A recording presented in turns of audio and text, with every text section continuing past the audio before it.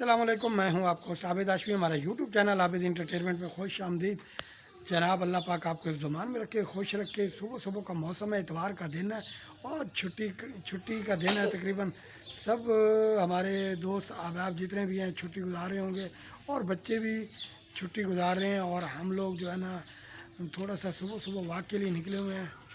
تو یہ میرے ساتھ بیٹھا ہوا ہے عبداللہ ہاشمی، اور یہ میرے ساتھ بیٹھا ہوا ہے اسد اللہ ہاشمی۔ اچھا عبداللہ بیٹا، یہ بتاؤ کون سی کلاس میں پڑھتے ہو؟ سیکنڈ کلاس میں پڑھتے ہو۔ اور اسد آپ بتاؤ بھائی، کون سی کلاس میں پڑھتے ہو؟ ون میں پڑھتے ہو۔ ماشاءاللہ بہت ہی پیارے بچے ہیں۔ اللہ پاک سب کو جو ہے نا حفظ و امان میں رکھے، اور اللہ پاک سب کو صحت تندرستی عطا فرمائے۔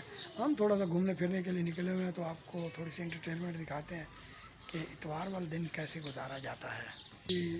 ابھی میرے بچے جو ہے نا وہ بولتے ہیں کہ بابا ہم نے ناشتہ کرنا ہے، تو ناشتے کے لیے پہلے گھر چلتے ہیں، ناشتہ کرتے ہیں، پھر اس کے بعد بات کرتے ہیں۔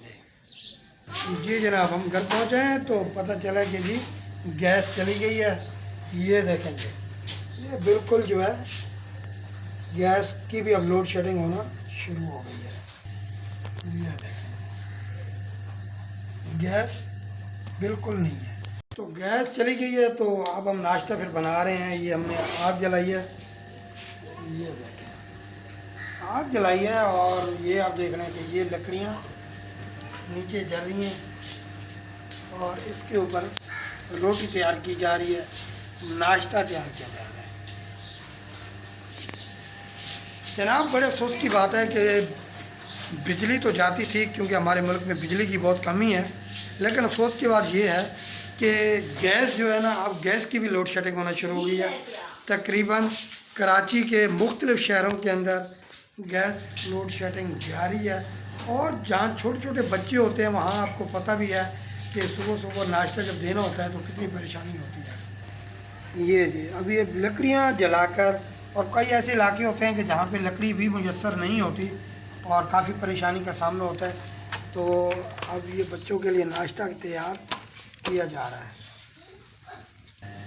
جی تو اب کیا کریں، لوڈ شیڈنگ ہوتی تھی گرمی کے اندر بہت زیادہ پاکستان میں، تو وہ بھی پریشانی ایک الگ سی سہنی پڑتی ہے، اور گیس جب جاتی ہے تو ناشتے کے لیے چھوٹے چھوٹے بچے پریشان ہو رہے ہوتے ہیں، اور بعض اوقات ایسی جگہ ہوتی ہے جہاں پہ ہوٹل بھی میسر نہیں ہوتا کہ جا کے وہاں پہ کوئی مطلب ناشتہ وغیرہ خرید لیں۔